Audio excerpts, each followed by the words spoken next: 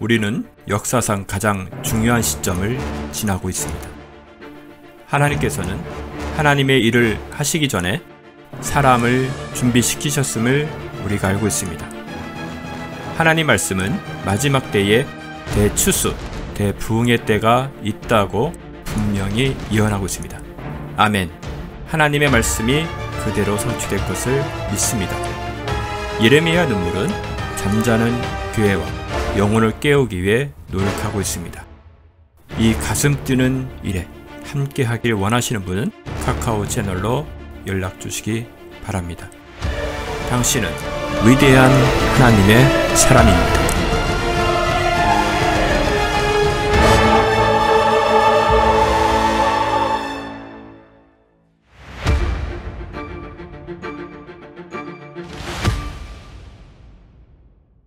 출애굽기 26장 14절 오늘 마지막인데요. 자, 너는 붉게 물들인 수양의 가죽으로 장막 덮는 것을 만들고 오소리 가죽으로 위에 덮는 것을 만들지니라. 자, 오소리 가죽으로 위에 덮는 것을 만들지니라. 마지막 이제 네 번째 덮개 여러분들과 함께 해보려고 하는 것입니다.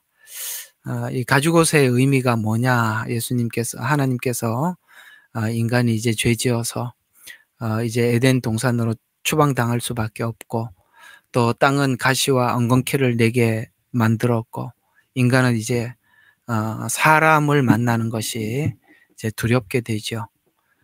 그래서 사람이 좀 두려워지고 또 땅은 가시와 엉겅퀴를 내고 또 인간은 사망과 죽음이 우리 앞에 다가서고 있습니다. 그러니까 사람이 마음이 어떻겠습니까? 뭐 우리는 태어나면서 이렇게 삶과 죽음에 대한 이해를 가지고 태어납니다만 에덴 동산에 있었던 아담과 하와는 하나님께서 처음에 영생을 주셨지 않습니까? 그 영생을 보장받았던 그들이 한 번의 실수로 인해서 사망이 찾아옴을 알게 되고 그 가인과 아벨에서 볼 수 있듯이 인간은 자기 만족을 하지 못하고 하나님께서 가인이 하나님 앞에 인정받을 만한 어떤 것도 없었지만 인정받지 못한 행동을 했음에도 불구하고 인정받지 못했다고 하나님께서 가인을 책망을 하고 아벨을 칭찬을 해주셨을 때 인간은 그로 인해서 비교의식에 의해서 또 상대방에 대해서 질투하게 되고 이게 이제 인간사의 비극의 시작이 된 것이죠. 우리가 이런 세상을 살아감에 있어서 우리 하나님의 튼튼한 약속과 분명한 약속과 그다음 하나님을 향한 뚜렷한 믿음 없이는 우리가 결코 세상을 살아낼 수가 없습니다. 세상이 그저 가시와 엉겅퀴만 내겠습니까? 그 외에도 우리가 세상이 인간에게 주는 여러 가지 두려움들은 정말 상상을 초월할 수 있는 참 많은 여건과 환경들을 하나님께서 우리가 맞이할 수밖에 없어서 이제 하나님께서 세상을 향해 나가는 우리들에게 이제 가죽옷을 지어 입혀 주셨다라고 말씀하신 것이 오늘 이 네 번째 방수 가죽인 바로 오소리 가죽. 바로 이것입니다. 물론 오소리 가죽으로 성막은 그렇게 덮었습니다만 외형적으로 보면은 오소리 가죽이지만 우리 저번주에 배웠죠. 두 번째, 세 번째 염소, 양 가죽이라고 말씀을 드렸습니다. 외형적으로 볼 때는 오소리 가죽이지만 우리가 이 세상을 이겨내는 힘이 바로 염소 가죽과 양 가죽에 있는 것처럼 바로 십자가 그리스도의 복음이죠. 자, 이런 이야기들을 우리가 오늘 한번 생각하면서 우리가 다가올 미래는 분명히 믿음 없이는 사람들은 우왕좌왕할 수밖에 없고 믿음 없이는 넘어질 수밖에 없는 그런 시대가 우리 앞에 다가오고 있는데 우리 주님께서는 주신 이 가죽옷이 뭔지 한번 좀 보도록 하겠습니다. 이 가죽이 참 질긴 가죽이거든요. 우리 에스겔서 16장 10절을 보면 이 가죽에 대해서 에스겔서에서는 이 가죽을 가지고 신발 재료로 써라라고 이렇게 말씀하실 만큼 그렇습니다. 한번 보시죠. 16장 10절을 보시면 이런 말씀이 있습니다. 자, 내가 너를 수놓은 것으로 옷 입히고 오소리 가죽으로 신기고 세마포로 너를 두르고 비단으로 너를 입혔도다. 이렇게 말씀을 하고 있습니다. 이게 이제 우리가 그냥 이게 이제 복음이 깊어질수록 이런 내용들이 눈에 보이기 시작하는 거거든요. 근데 여기서 한번 10절을 가만히 보세요. 내가 너를 수놓은 것으로 옷 입히고. 이게 뭐죠? 이게 뭐죠? 예, 성막 덮개, 첫 번째 덮개지 않습니까? 흰 천에다가 술을 놓아서 이렇게 첫 번째 덮개, 그게 이제 가장 안에 들어가야만이 볼 수 있는 거라고 했죠. 전 놀랍지요? 여기 그렇게 나와 있어요. 이게 성막을 모르면 이 10절이 그냥 지나가는 말이 되는데, 성막을 아니까 이거 첫 번째 덮개네? 이렇게 금방 딱 감이 오지요? 그 다음에 오소리 가죽으로 신기고, 이게 네 번째 덮개구나. 지금 우리 하고 있죠? 그 다음에 그걸 신을 신긴다. 왜 신을 신겨야 하죠? 그렇습니다. 땅은 가시와 엉겅퀴를 내기 때문에 신을 신어야 하는 것입니다. 참 놀랍지 않아요? 이게 지금 하나의 복음을 말하고 있다는 것을 알 수 있겠죠? 그 다음에 세마포로 너를 두르고 비단으로 너를 입혔도다 라고 말씀하고 있습니다. 여기서 이제 이렇게 보면, 우리가 성막을 알고 보면 이게 그냥 이렇게 그렇게 했구나라는 이야기가 아니라, 이런 내용 속에서도 이런 의미를 담아서 하나님께서 이렇게 복음을 전달하고 있었구나라고 우리가 더 발견하게 되는 것 아니겠어요? 자, 그렇게 해서 오늘 이 가죽은 이 말씀을 생각하게 하죠. 성막의 마지막 덮개는 방수 가죽이듯이 이 말씀은 가죽옷을 지어 입힌 것을 생각하게 하는데, 땅의 저주를 받아서 가시와 엉겅퀴를 낼 때 가죽옷, 가죽 신발이 아니면 견뎌낼 수가 없죠. 우리가 이 세상을 살아갈 때 예수 그리스도 아니고는 결코 이겨낼 수가 없습니다. 예수님 없이 세상을 이긴 사람은 없어요. 세상이 그를 삼켜버리죠. 죽음이 삼키든지, 그 다음에 실패가 삼키든지, 인간은 그런 것들을 스스로 극복할 능력이 없으니까요. 그러나 예수님은 세상에 있는 고난도 승리하게 하고 모든 것을, 사망도 승리하게 하는 것이 복음 아니겠어요? 그래서 이 가죽이 아니면 견뎌낼 수가 없다. 복음이 아니면 견뎌낼 수가 없다. 그래서 가죽옷의 의미는 성막 네 번째 모두의 의미를 생각하면서 가죽옷의 의미를 이해해야 되는데요. 가죽옷은 하나님의 보호와 은혜를 상징하는데, 이것이 결국에는 마지막 오소리 덮개로 덮여 있지만, 우리는 그 안에 첫 번째 덮개, 두 번째 덮개, 세 번째 덮개를 공부를 했잖아요. 그러니까 이게 은혜가 뭔지 알게 되는 겁니다. 이 세상의 모든 것으로부터 우리를 보호하는 힘이 그저 오소리 덮개니까 비도 그 다음에 이렇게 모든 것을, 햇빛을 차단해 주는 것 같지만, 실제 뭐예요? 그 안에 있는 덮개들이죠. 그것이 은혜가 뭔지 우리가 설명해 주는 것입니다. 그러니 세상 사람들이 볼 때는 우리가 그냥 어떤 정신력이 강해서 그러는 게 아니라, 이 복음이 우리가 세상을 이기게 해준다는 것을, 그들은 이 복음이 세상을 이기게 해준다는 걸 몰라요. 사도들이 왜 그렇게 살았는지 그들은 모릅니다. 그건 이 복음과 결속된 자들만 알 수 있는 것이죠. 그래서 이 가죽옷은 가시와 엉겅퀴가 나는 세상을 살아가는데 충분하기 때문에 하나님께서 이 가죽옷을 입혀주신 것입니다. 복음이 주는 소망은 세상의 어떤 환난도 극복하고 천성을 향해서 가게 만드는 것입니다. 그러면 이 복음은 세상을 이기게 하는데, 이 복음은 우리에게 세상을 살면서 어떤 힘을, 또 어떤 은혜를, 어떤 능력을 베풀어 주시는가. 먼저 요한복음 16장으로 한번 가보겠습니다. 33절입니다. 요한복음 16장 33절입니다. 찾으셨습니까? 33절. 내가 이런 일들을 너희에게 말하는 것은 너희가 내 안에 화평을 지니게 하려 함이라. 세상에서는 너희가 환난을 당할 것이나, 그렇죠? 가시와 엉겅퀴가 날 것이나, 또 우리 그리스도인들은 어려움을 당할 것이나 기운을 내라. 내가 세상을 이기었노라. 예수님이 세상을 이기었고 우리는 예수님 안에 붙어 있어서 예수님이 이긴 세상을 우리가 이기게 되지요. 분명히 우리는 예수님 안에 살면 세상을 이길 수 있다고 오늘 성경은 말씀하고 있습니다. 여러분의 복음은 어떻습니까? 세상을 이기게 해주죠. 또 그렇게 이기게 하실 줄로 믿습니다. 또 하나는 이들이 오늘 왜 우리가 이렇게 담대해질 수가 있느냐. 담대하라 세상을 이겨노라라고 말씀하셨는데 우리의 무엇이 세상을 이기게 했는가. 앞에 27절부터 32절까지 그 앞에 있는 절수들을 쭉 보면 이것이 우리가 세상을 이기게 하는 것이구나라는 것을 알 수 있어요. 자, 아버지께서 친히 너희를 사랑하심이니 이는 너희가 나를 사랑하였고 내가 하나님께로부터 온 것을 믿었기 때문이라. 아멘. 자, 우리가 예수님을 믿었죠.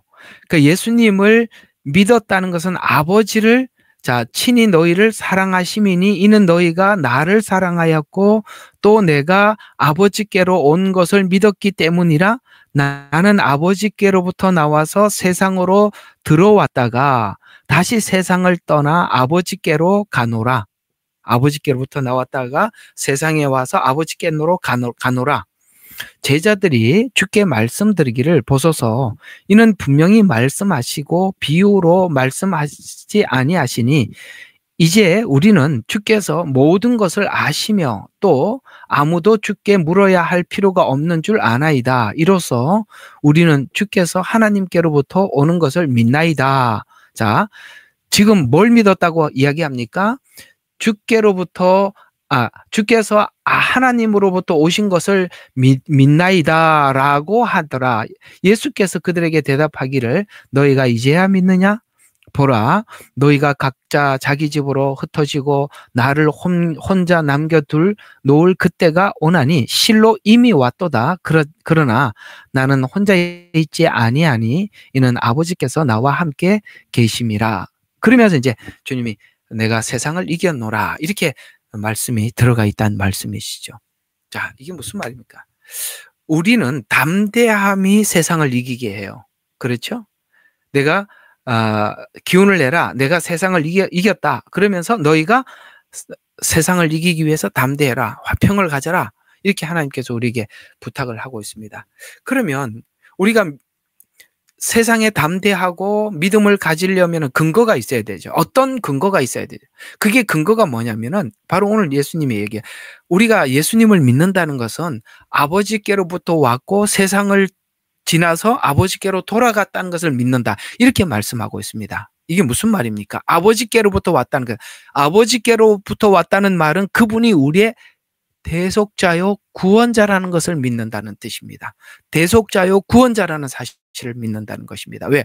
아버지께로부터 왔다라는 것은 성령으로 잉태했다는 사실을 우리가 믿는다는 뜻이고 세상을 지나갔다는 이야기는 세상이 요구하는 게 뭐냐? 세상이 우리에게 최종적으로 요구하는 게 뭐냐면 사망의 권세였어요. 그 사망의 권세를 예수님께서 십자가에서 완전히 도말하시고 해결하시죠. 그리고 다시 아버지께로 돌아갔다는 것은 뭡니까? 돌아갔다는 말은 그분이 구원을 완성했다는 것입니다. 우리가 믿는 믿음이 뭐냐? 바로 예수님은 하나님으로부터 온 우리의 메시아요.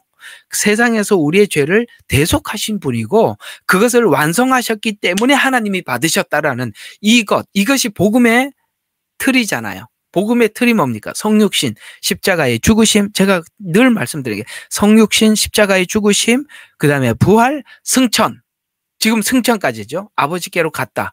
그리고 예수님이 약속하신 것이 다시 오신다고 약속하신 것입니다. 이것이 우리로 하여금 세상을 향해서 담대하게 만들고 세상을 이기게 만들고 세상의 어떤 역경이나 고난도 우리를 넘어뜨리지 못하게 한다는 것입니다. 여러분 있잖아요.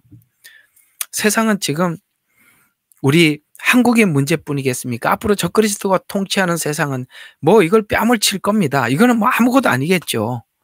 우리는 분명히 앞으로 그런 날들이 올 겁니다. 그런데 그런 날들이 왔을 때 세상을 이기는 사람이 있는가 하면 세상에 지고 넘어지고 실패하는 사람들이 있겠죠. 누가 이길 수 있다고요?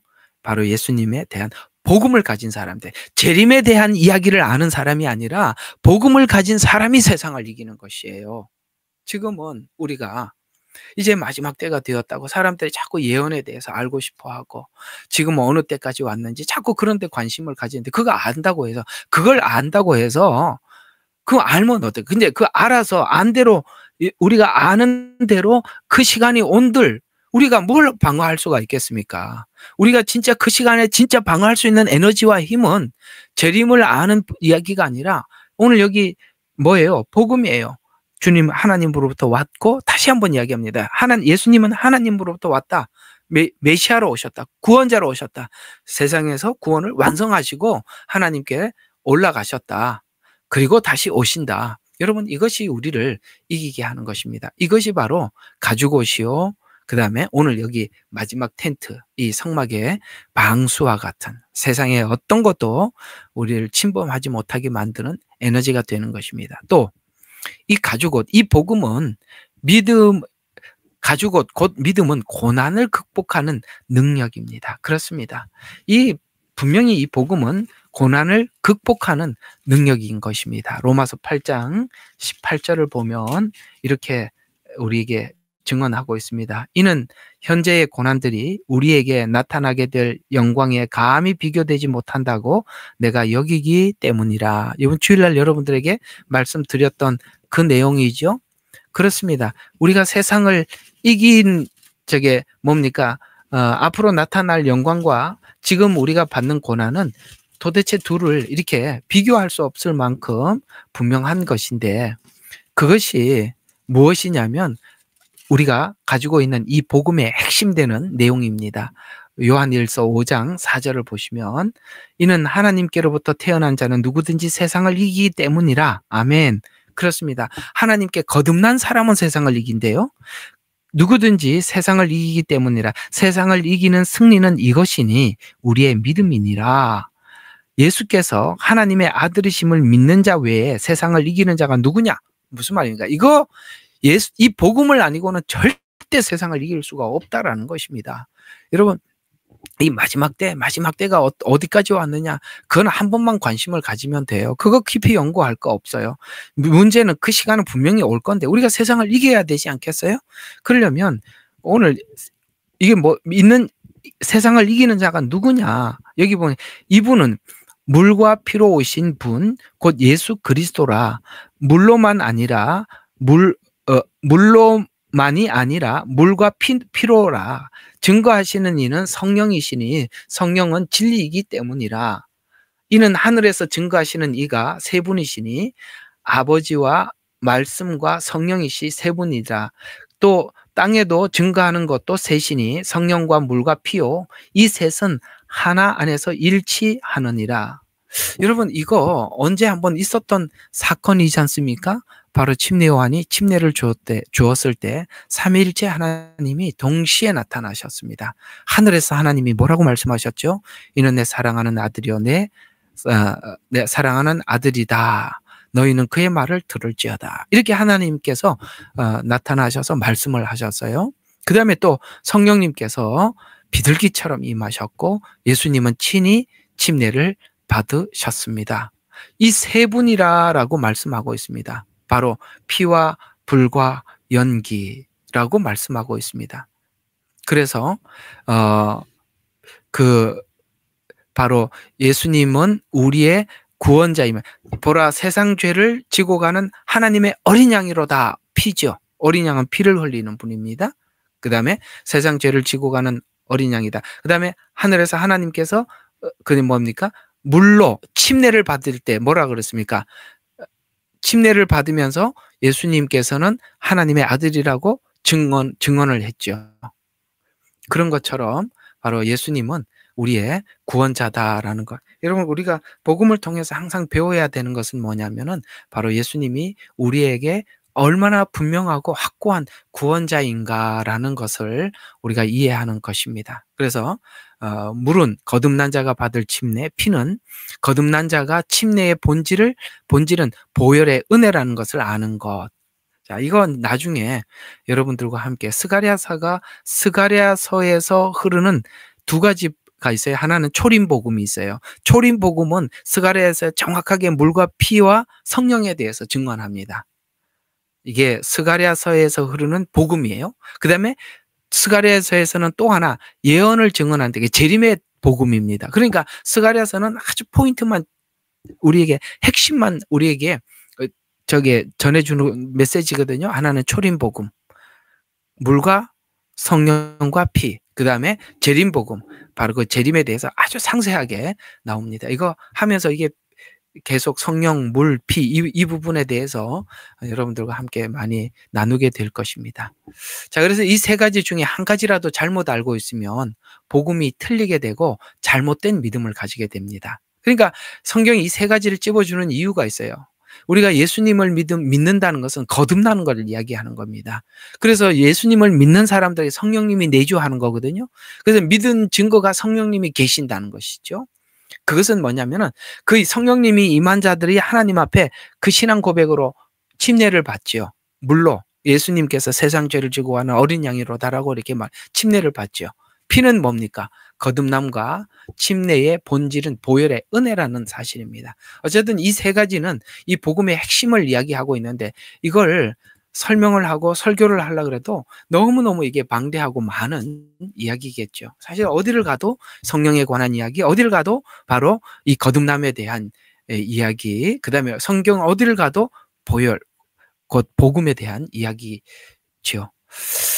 자, 그러면 이 가죽옷은 세상을 이기는 능력은 또 사랑이라고 말씀하고 있습니다. 그렇습니다. 사랑이 세상을 이기게 해주신다라고 말씀하고 있습니다. 우리 로마서 8장입니다. 이게 많이 인용되는 성경 말씀인데요. 로마서 8장 35절에서 39절을 보면 이렇게 말씀하고 있습니다. 35절부터 누가 우리를 그리스도의 사랑에서 끈을 떼어놓을 수 있으리요? 환난이냐 공경이나 핍박이나 기근이나 헐벗음이나 위협이나 칼이나 기록된 바와 같으니 우리가 주를 위하여 온종일 죽임을 당하였으며 도살할 양으로 여김을 받았나이다라고 하였느니라. 그러나 이 모든 일에서 우리를 사랑하시는 그분으로 말미암아 우리가 이기는 자들보다 더 나으니라. 우리가 확신하노니 사망, 생명, 천사들이나 정사들이나 권세들이나 현재 일들이나 다가올 일들, 앞으로 미래에 오실 환란이겠죠. 높음이나 깊음이나 어떤 다른 피조물이라도 우리를 그리스도 예수 우리 주 안에 있는 하나님 사랑에서 떼어놓을 수 없느니라. 사랑이 세상을 이기게 해주신다라고 분명히 말씀하고 있습니다. 그렇습니다. 우리가 세상을 이길 수 있는 힘은 사랑입니다. 또 가죽옷은 세상의 고난을 우습게 여기게 만듭니다. 경하게 여긴다라는 말은 아주 그거 하찮게 여긴다라는 뜻이 되는 거거든요. 고린도 후서로 한번 가보겠습니다. 고린도 후서 4장 17절입니다. 고린도후서 4. 자, 이는 우리가 잠시 받는 가벼운 환난이 우리를 위하여 훨씬 뛰어난 영원한 영광의 비중을 이루어가기 때문이라. 이거 로마서 8장 18절인가요? 거기하고 똑같은 이야기지 않습니까?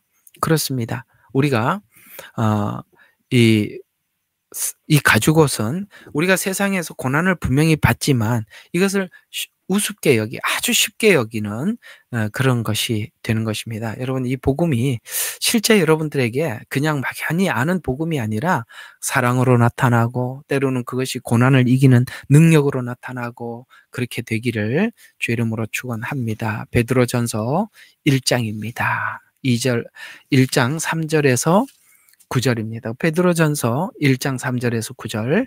자, 하나님 곧 우리 주 예수 그리스도의 아버지를 송축하리로다. 그분은 그의 풍성하신 자비하심을 따라 죽은 자들로부터 예수 그리스도의 부활로 인하여 우리를 거듭나게 하사 산 소망을 갖게 하셨으며, 아멘.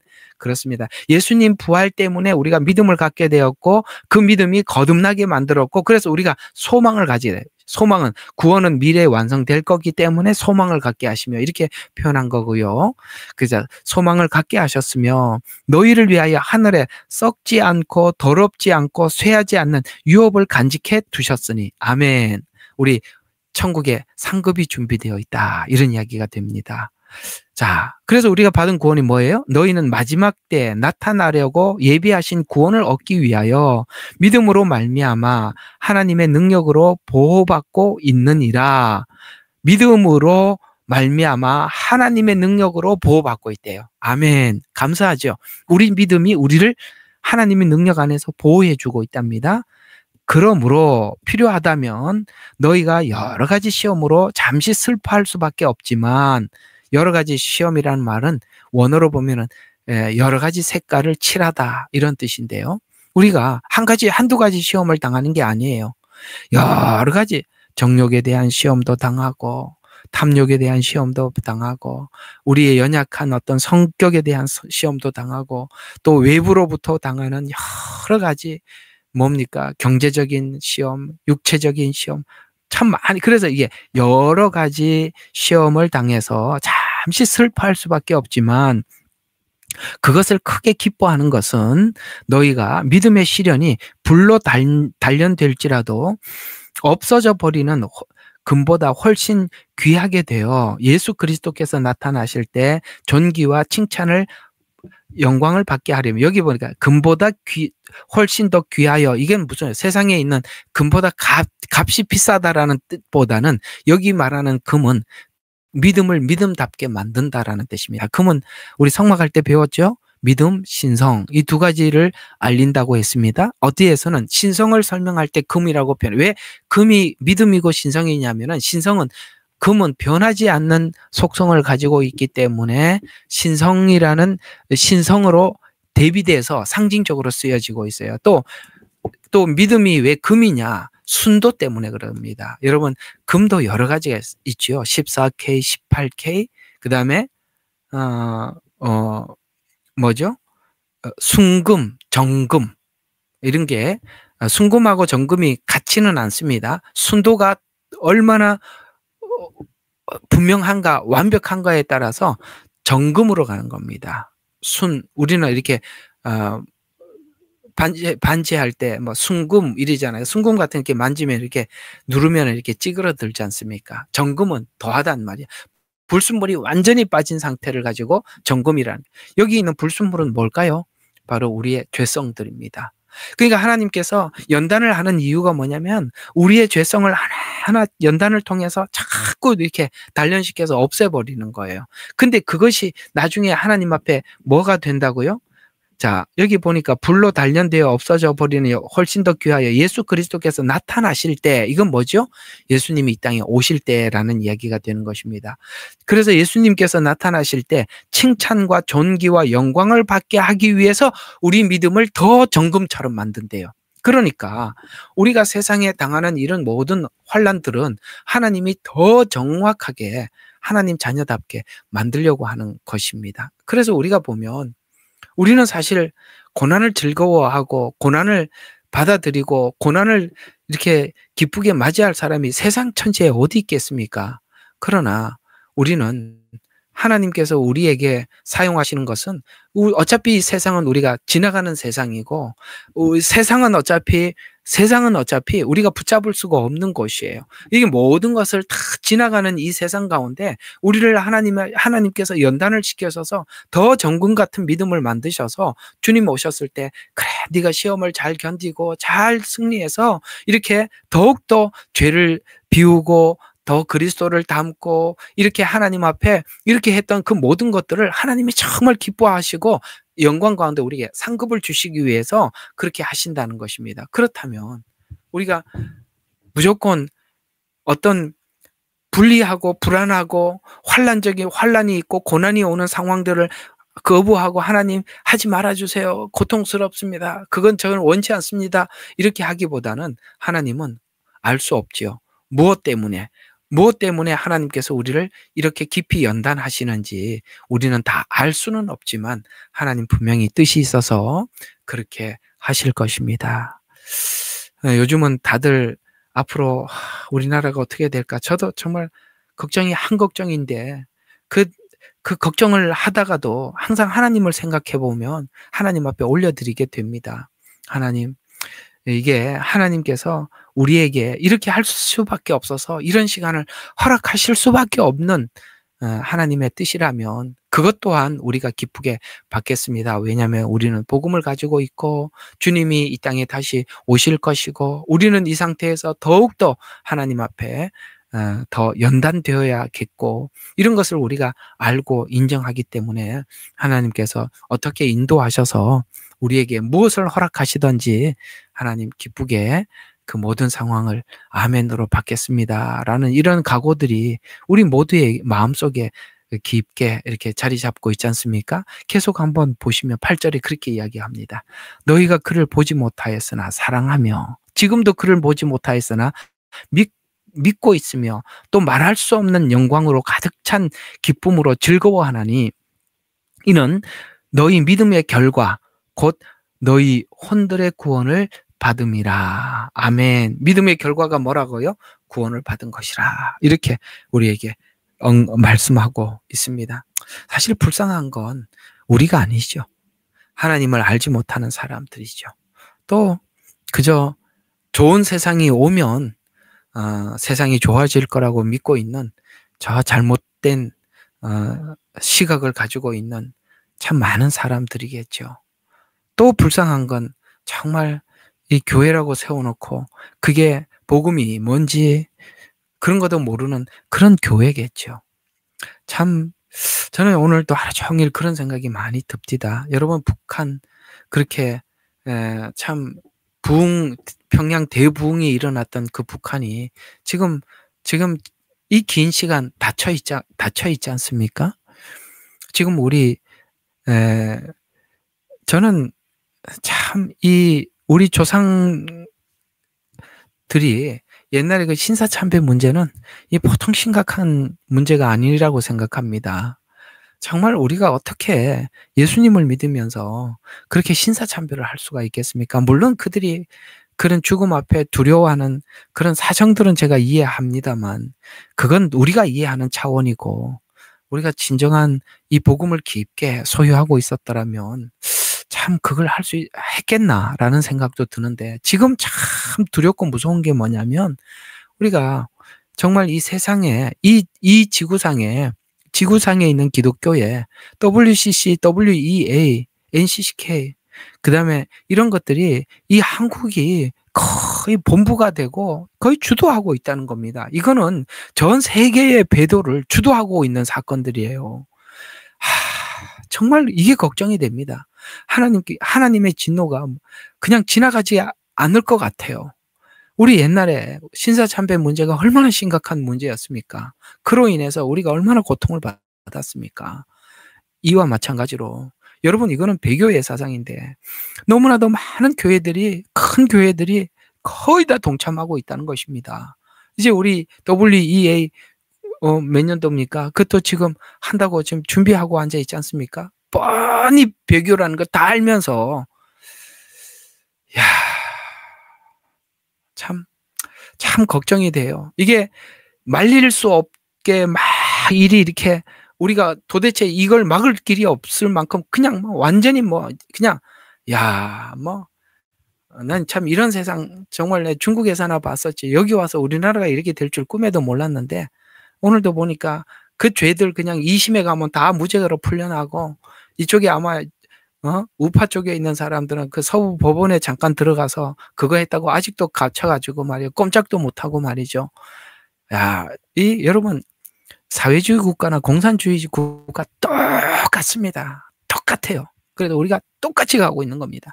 왜 하나님이 이걸 이렇게 가고 있을까? 저는 가장 큰 죄가 WCC, WEA 이 종교다원주의라는 거 말로만 사람들인데 눈 가리고 아웅하는 식으로 속이고 말이죠. 네? 그 성도들은 이게 뭔지도 모르고 그냥 따라가고 말이죠. 이거 하나님이 그냥 넘어가지 않을 것 같아요. 난 그게 제일 많이 회개가 됩니다. 참 무섭습니다.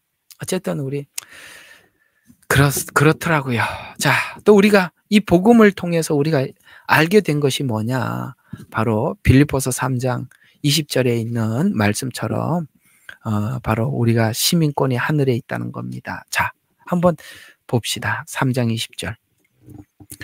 자, 우리의 시민권은 하늘에 있으므로 우리가 그것으로부터 오실 구주이신 주 예수 그리스도를 기다리고 있으니 그가 만물을 자신에게 복종시키는 그 능력의 역사로 인하여 우리의 천한 몸을 그분의 영광스러운 몸에 변모시키리라. 아멘. 시민권 정도가 아니라 우리가 예수님의 변화된 모습처럼 우리도 그렇게 변화시켜 주실 것이다. 이렇게 말씀하고 있습니다. 시민권. 이건 성경의 구약에서는 다른 이름, 다르게 이렇게 표현이 되죠. 그 이름이 생명책에 기록되었다. 이렇게 표현하고 있습니다. 신약에서는 시민권이라고 나와 있어요. 여러분, 이 나라 와서 시민이 돼서 시민권을 받으면 이 나라에는 그 나라 국민으로 이렇게 등록을 해주잖아요. 여러분과 제가 예수님을 믿고 구주로 영접하고 나면 예수님께서는 우리를 하나님 자녀로 받아주시는 것입니다.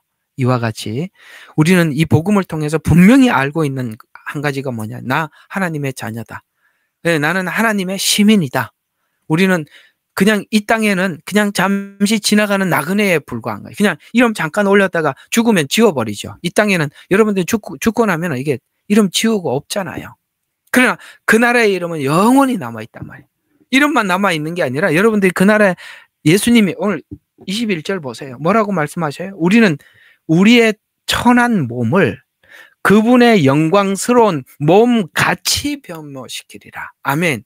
예수님이 부활했을 때 그 모습 그대로 우리도 부활한다는 거예요. 예수님 부활하셔서 어떻게 합니까?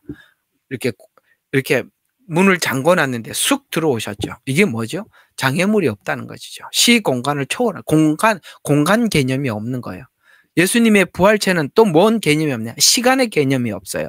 시간은 어제나 오늘이나 개념. 그러니까 시간이라는 것은 시간과 공간은 바로 우주 만물을 지구를 창조하시고 그 안에 시간과 공간이라는 그런 것들이 시작됐을 뿐이지 이제 우리가 천국에 가면 시간과 공간을 초월한 그런 세계에서 살아가게 될 것입니다. 그래서 인간의 죄와 수치는 오직 은혜로만 가릴 수 있다는 것을 오늘 이 성막 덮개가 의미하고 있고 양과 염소의 속죄를 생각해 보듯이 예수님의 희생으로 인간은 죄로부터 사망으로부터 보호되고 구출되었음을 성막 덮개를 통해서 설명하고 있는 중입니다. 성막 덮개는 정확하게 복음을 전해주고 있는 이야기입니다. 고린도후서 5장 21절에는 이렇게 말씀하고 있습니다. 하나님이 죄를 알지 못하신 우리를 위하여 죄를 만드셨으니 이는 우리로 하여금 그분 안에서 하나님의 의가 되게 하려 하심이라. 그렇습니다. 예수님은 우리를 위해서 십자가에 죽으심으로 인해서 우리를 의롭게 하기 위해서 살아나셨다고 말씀하셨잖아요. 우리는 바로 이 세상을 이길 수 있는 이 복음이 바로 우리의 죄를 대신해서 십자가에 죽으셔서 우리는 하나님 앞에 의롭게 되었고 하나님의 자녀가 되었고 하나님의 상속자가 되었다는 이 사실입니다. 이것이 우리가 세상을 이기게 만드는 것입니다. 그래서 이 복음이라는 것이 오늘 여기 성막을 보면 바깥에서 보면은 이 오소리 덮개밖에 여러분 이번에 참 감사해요. 우리 박경현 자매님을 중심으로 해서 이렇게 성막 체험 간다 그러니까 보니까 30명 넘게 가셨던데 이 성막 공부하고 나니까 더 보고 싶지 않으세요? 가서 잘 보고 오세요. 제 설명한 거 하나하나 보면서 아이고 이게 설명했던 그게 이거구나 하고 좀 보고 오세요. 참 감사해요. 이렇게 많이들 가셔서 그렇게 다녀오신다는 게 너무너무 참 감사합니다. 또 얘기 들어보니까 인원이 너무 많아가지고 한꺼번에 식사는 못하니까 차나 한잔 마시고 헤어지자 그러던데 뭐 그렇게 말씀하셨던데 뭐 뿔뿔이 흩어져서 뭐 이렇게 좀 이렇게 가는 지역끼리 서로 만나서 또 같이 좀 식사하고 가시고 좀 친교하고 교제하고 그렇게 가셨으면 참 좋겠습니다만 그렇잖아요. 우리가 제가 갔던 거 꼭 한번 보세요. 바깥에서 보시면 성막이 이 바깥에 있는 이 네 번째 덮개밖에 보이질 않아요. 그런 것처럼 이 복음은 밖에서 보면 참 세상 사람들이 우리가 복음을 가지고 예수 믿는 걸 보고 참 이상하게 생각하잖아요. 야, 저 사람들이 예수가 뭔데? 라고 그렇게 생각을 하듯이 정말 회색은 다른 덮개보다 볼품이 없어요. 색깔은 우선 우중충하고 남색빛을 띤 회색인데 그것은 바깥쪽에 있어서 성막 밖에서도 볼 수 있어요. 그래서 바로 예수님 또 세상 사람들이 볼 때 그 아무 무능력한 그냥 자기 죄 때문에 그냥 이상한 소리 몇 마디 해가지고 사람들한테 끌려 죽으면서도 하나님의 아들이라면서 자기 하나 스스로 구해내지 못하고 그냥 그렇게 힘없이 죽은 예수님 이렇게 생각을 하는데 그 예수님이 어떤 분이세요? 아니요. 그 사람들이 얘기하는 그런 예수님이 아니지 않습니까? 그래서 바깥에서 보면 예수님은 그렇대요. 이사야서 53장 2절과 3절에 보면 이것은 예수님의 인성을 의미하기도 하고 버림받은 모습과 같아서요. 그래서 십자가상에 있는 예수 그리스도에는 세상 사람들이 볼 때 흠모할 만한 것이 아무것도 없어요. 그의 모습에서는 인간의 모습과 동일했어요. 그냥 인간 같아요. 그러나 그의 속에는 어떤 것으로도 형용할 수 없는 아름답고 놀라움이 있어요. 이 경이로운 모습은 분명히 바깥에서는 몰라요. 근데 성소 안에 들어와 보면 이제 이번에도 가서 성소 안에 떡상이 있고 분향단이 있고 촛대가 있거든요. 그 안에 들어가면 너무너무 화려해요. 그러니까 제가 꼭 가서 보세요. 바깥에서 봤을 때 성막의 모습과 지성소에 들어갔을 때 그 촛대가 빛을 밝혀주는데 모르겠습니다. 거기 있는 성막이 그렇게 돼 있는지는 모르겠습니다. 원래 본질은 뭐냐면 촛대 7개가 빛을 내니까 이 전부 다 금으로 싼 기둥 아니겠어요? 완전 금이잖아요. 그러니까 이 빛 때문에 완전히 금이 빛이 나가지고 이 성소 안이 완전히 막 기가 막히는 거예요. 천국이 그랬대요. 하나님께서 빛이 되셔서 그가 온 세상에 비치는데 환한 겁니다. 그게 바로 7 촛대 빛인 예수님을 이야기하는 거예요. 그러니까 바깥에서 볼 때는 그냥 오소리 가죽으로 그냥 회색 하나 있는데 안에 들어와 보면 그렇게 찬란하다는 거예요. 그래서 성경은 말씀하는 거예요.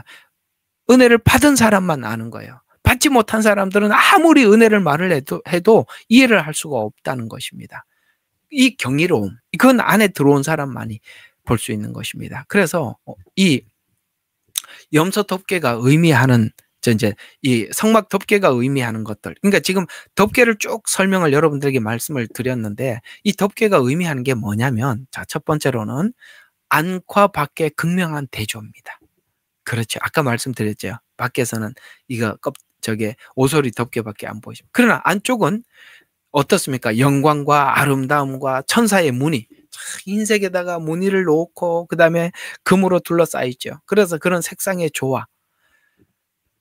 그래서 이게 뭐냐? 예수님 관점에서는 신성, 본질적인 영광이죠. 인성으로 보면 아무것도 볼품 없는 그저 겸손한 육신을 가지고 오신. 그렇게 동시에 우리에게 보여주셨는데 이걸 예수님의 신인성을 동시에 보여주셨다고 설명하고 있는 성경이 빌립보서 2장 6절과 8절이에요. 자, 이 두 가지를 다 얘기해요. 예수님의 신성도 여기서 말씀하고 있고 인성도 말씀하고 있는데 이렇게 말씀하고 있습니다. 그는 본래 하나님의 형체를 가졌으나 어떻습니까? 신성이죠. 본래 하나님의 형체를 가졌으나 하나님과 동등됨을 강탈로 여기지 아니하시고 오히려 자기를 비워 종의 형체를 취하시고 인성입니다. 사람들과 같이 되었으며 인성입니다. 그의 형체로 겸손하게 자신을 낮추시고 십자가에 죽기까지 순종하셨느니라 라고 말씀하셔서 오늘 빌립보서 2장 6절과 8절은 간략하게 줄이면 신성과 인성을 동시에 다 말씀하고 있는 거죠. 본래는 뭐라고요? 하나님의 광채다. 그러나 보이는 것은 뭐라고요? 인간으로 오셔서 그저 사람의 모습으로 오셨다. 그래서 세상 사람들은 예수님을 그저 사람 예수라고 이야기를 하죠. 아니요. 우리는 예수님이 곧 하나님이심을 믿습니다. 그래서 그 영광에 대해서 이렇게 얘기합니다. 또 육신으로 오셨지만 그 안에 들어간 사람들은 오늘 이 성소 안에 찬란한 걸 보는 것처럼 은혜와 진리가 충만한 것을 보게 됩니다. 요한복음 1장 14절이 그겁니다. 말씀이 육신이 되어 우리 가운데 거하시니. 그렇습니다. 이건 인성입니다. 그러나 그 안에 들어가 보니까 뭐라고요? 그의 영광을 보니. 그러니까 지성소 안에서 들어가서 성소 안에서 들어가서 보니 아버지의 독생자의 영광이요 은혜와 진리가 충만하더라. 들어와 본 사람만 안다는 거예요. 예수 안에 들어와야 이 복음을 들어본 사람이 아는 거죠.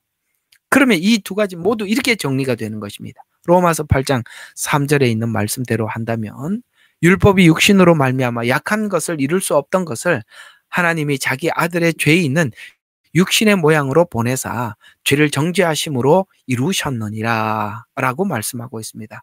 바로 예수님께서 육체로 오셔서 한 일이 무엇인지를 말씀하고 있는 것입니다. 또 성도의 관점에서 보면 예수님의 은혜로 누리는 은혜입니다. 고린도후서 4장 6절과 7절에 보면 하나님이 빛 가운데서 빛을 비추시니가 우리 마음 가운데 비추사, 자, 아까 그 영광의 빛을 우리 마음 가운데 비추셔서 하나님의 영광의 지식 곧 하나님의 얼굴의 지식을 비추게 하였느니라. 이게 무슨 말이냐면 참 우리가 자 보세요. 이 이야기는 제가 좀 설명이 굉장히 필요한 거예요. 여기까지만 좀 할게요. 이게 너무 중요한 이야기예요. 자, 이거 하나 가만히 뜯어보세요. 하나님이 빛 가운데 빛을 비추시니가 우리 마음 가운데 비추사. 자, 그 빛을 우리 마음에 비춰주셨대요. 그래서 그 마음에 비춰주시니까 하나님의 영광의 지식 곧 하나님의 얼굴의 지식을 비추게 하셨느니라. 이게 무슨 뜻이죠? 이게 무슨 뜻이냐면 복음을 제대로 알지 못하거나 하나님께서 우리 마음에 하나님의 일하심, 하나님께서 우리를 구원하시기 위해서 일하셨던 그 일하심을 우리 마음에 비춰주지 않으면 어떤 일이 생기느냐면 하나님의 얼굴을 보지 않아요. 하나님께서 우리를 위해서 하셨던 일들을 마음에 비춰주니까 예수님의 얼굴이 보이는 거예요. 만약에 하나님께서 우리를 위해서 하신 그 구원의 일들을 마음에 비춰주지 않으면 우리가 얼굴을 보지 않고 하나님의 손을 보는 거예요. 이게 구약에서 아주 하나님 앞에 하나님께서 이스라엘 백성들을 꾸짖으실 때 너희가 나를 본 것은 내 손을 본 거라. 예수님이 오셨을 때도 그 표현을 이렇게 하셨습니다. 너희들이 나를 구하는 것은 내 손에 떡을 보고 나를 구하는 거다. 이렇게 말씀하셨어요. 내 손의 떡. 무슨 말이냐면 하나님께서 우리에게 행하신 그 복음, 그 은혜를 마음에 비춰주지 않으면 손을 보게 돼요. 하나님은 능력이 많으시다. 창조주시다.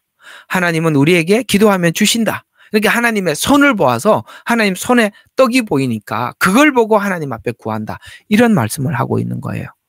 여러분, 우리가 대체적으로 보세요. 우리가 하나님 복음에 대한 이해를 정확히 하지 못하면 사람들은 하나님의 손을 보는 것입니다. 하나님 이거 주세요. 저거 주세요. 제가 지금 이렇습니다. 좀 도와주세요. 이런 거밖에 못하는 거거든요. 그러나 하나님의 얼굴을 보는 사람은 하나님께서 지금 도와주지 않는 것도 하나님 뜻이 있는 거지. 하나님께서 혹은 우리에게 주셔도 이건 하나님께 내가 이걸 주신 것도 이 주신 거 가지고 뭘 하라고 하시는가 보다. 이렇게 생각을 하게 된단 말이죠. 그건 하나님의 얼굴을 보는 사람들은 그 하나님이 주신 것을 받고도 하나님의 얼굴을 쳐다봐요. 하나님 이걸 주신 걸 가지고 제가 어디에 쓰시기를 원하십니까? 무엇 하기를 원하십니까? 이렇게 하나님을 보게 되는데 하나님께서 이 마음에다 그 빛을 비춰주지 않으면 하나님을 그렇게 보지 않고 다른 쪽에서 하나님을 보게 된다. 이해가 가십니까? 예. 오늘날 우리도 많은 사람들이 하나님을 손을 보고 구하는 사람들이 많이 있어요. 여러분들이 하나님의 얼굴을 보고 하나님의 마음을 구하는 것은 하나님의 복음이 우리 마음에 비춰졌기 때문입니다. 이게 그 말입니다. 그러나 우리가 이 보배를 질그릇에 가지고, 이 보배는 뭡니까? 하나님께서 빛을 비춰주셨던 이 복음, 예수 그리스도를 질그릇에 가지고 있나니, 정말 속에 있는 예수님은 귀한데 우리는 질그릇이에요. 왜 그러냐면 질그릇에다가 보배를 담아놨거든요. 이는 그의 뛰어난 권능이 하나님께 속하고 우리에게서 나오지 아니함을 위함이니라. 무슨 뜻이죠?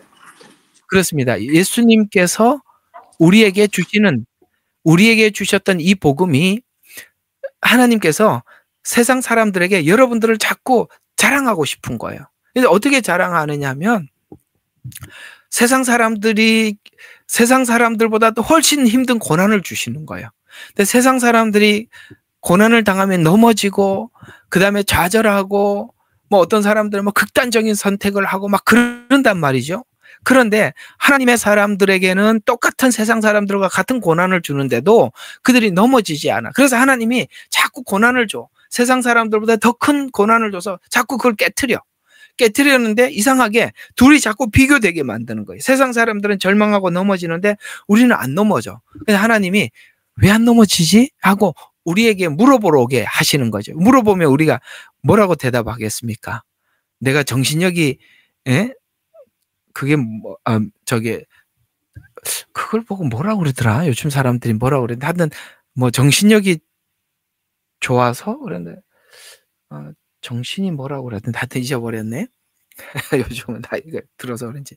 어쨌든 내가 정신력이 강해서 그런 게 아니라 내 안에 있는 예수님이 계셔서 내가 이 고난도 이렇게 극복한다는 것을 우리를 자꾸 깨트려서 세상에다가 꺼내놓고 싶은 거예요. 그 얘기입니다. 그래서 이 보배를 질그릇에 가지고 있나니 그 뛰어난 권능이 하나님께 속해 있고 우리가 그걸 못 이기는데 속사람, 우리 속에 있는 그 보배가 이것을 이긴다는 것을 세상 사람들에게 자랑하고 싶어서 우리를 자꾸 깨트린대요. 그래서 신자들이 겉보기에는 연약해 보이도 예수님 안에서 영적인 부요를 누리는 것을 세상 사람들에게 드러내 보여주고 싶어서 그렇다. 이렇게 말씀하고 있는 것입니다.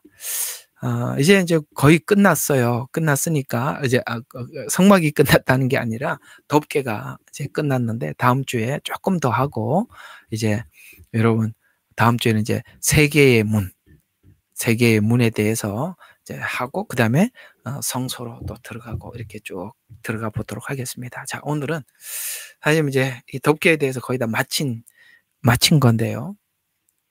이번에 가시거든은 제가 보라는 거 꼭 보고 오세요. 바깥에서 봤을 때, 야, 세상 사람들이 교회를 보고, 이렇게 말할 만하구나. 이 보니까 뭐 볼품이 없네.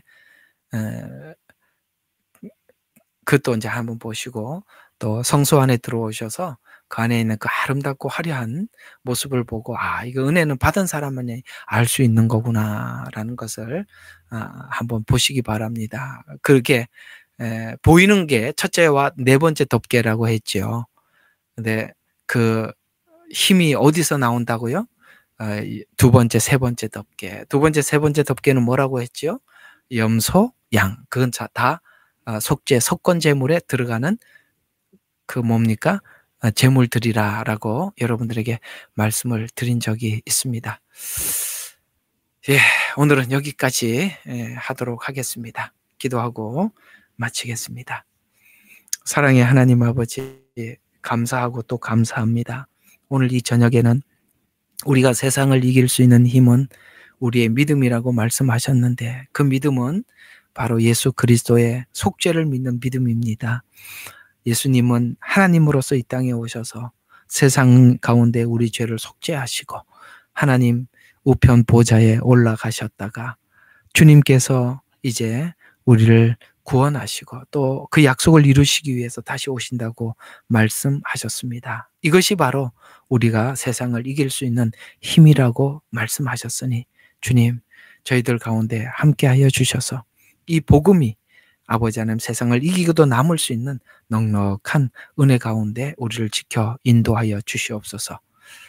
감사드리옵고 예수님 이름으로 기도합니다. 아멘. 예레미야의 눈물은 시대에 맞는 말씀 선포와 변질되지 않은 순수 복음을 외치고 있습니다. 함께 연결되어 하나님께 예배드리며 이 마지막 때에 하나님께 쓰임받길 원하시는 분은 카카오 채널로 연락 주시면 연락드리도록 하겠습니다. 고정 댓글에 채널 경고와 착제에 대비한 예비 채널과 제2채널 링크를 올렸습니다. 이 채널 또한 구독 부탁드리겠습니다. 감사합니다. 우리는 역사상 가장 중요한 시점을 지나고 있습니다. 하나님께서는 하나님의 일을 하시기 전에 사람을 준비시키셨음을 우리가 알고 있습니다. 하나님 말씀은 마지막 때에 대추수, 대부흥의 때가 있다고 분명히 예언하고 있습니다. 아멘. 하나님의 말씀이 그대로 성취될 것을 믿습니다. 예레미야 눈물은 잠자는 교회와 영혼을 깨우기 위해 노력하고 있습니다. 이 가슴 뛰는 일에 함께 하길 원하시는 분은 카카오 채널로 연락 주시기 바랍니다. 당신은 위대한 하나님의 사람입니다.